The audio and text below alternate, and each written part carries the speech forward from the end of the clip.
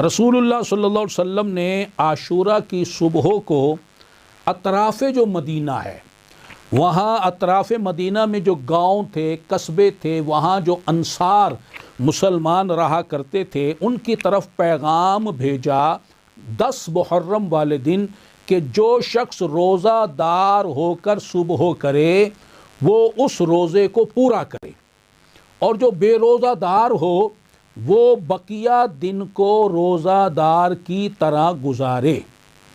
پس اس کے بعد ہم خود بھی روزہ رکھتے تھے اور اپنے بچوں کو بھی روزہ رکھوایا کرتے تھے، اور ہم مسجد میں چلے جاتے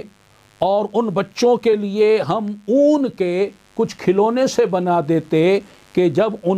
وہ کوئی رویا کرتے تو ان کو کھلونوں سے بہلایا کرتے تھے۔ یہاں سے یہ بات بھی پتہ چلی کہ ایسے کھلونے جس سے بچے بہل جائیں اور شرعاً بھی وہ غلط نہ ہو تو اس میں کوئی حرج کی بات نہیں۔ صحابہ کرام علیہم رضوان کے دور میں بھی بچوں کو بہلانے کے لیے وہ روئی کے کھلونے بنا لیتے تھے اور ان کو بہلایا کرتے تھے۔ تو فرماتے ہیں کہ یوں بچوں کو بہلا لیتے تھے یہاں تک کہ افطار کا وقت آ جاتا۔ اب یہاں یہ بات سمجھ لیجئے کہ جب ماہ رمضان شریف کے روزے جو ہیں فرض نہیں ہوئے تھے، اس سے پہلے 10 محرم کا روزہ رکھنے کا حکم تھا،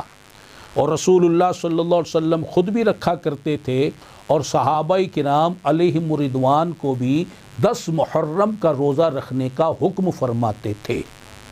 اب سیدہ عائشہ صدیقہ طیبہ طاہرہ رضی اللہ تعالی عنہا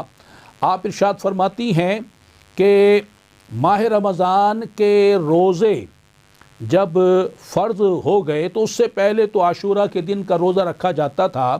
اور جب ماہ رمضان کے روزوں کی فرضیت نازل ہو گئی تو رسول اللہ صلی اللہ تعالی علیہ وآلہ وسلم نے ارشاد فرمایا جو چاہے عاشورہ کا روزہ رکھے اور جو چاہے افطار کرے یعنی نہ رکھے۔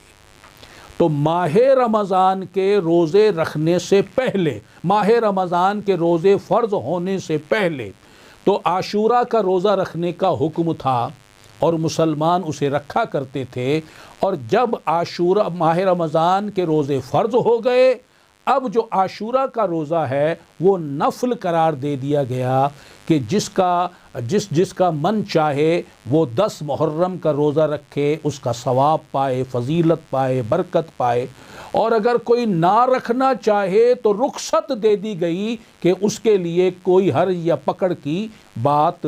نہیں ہے۔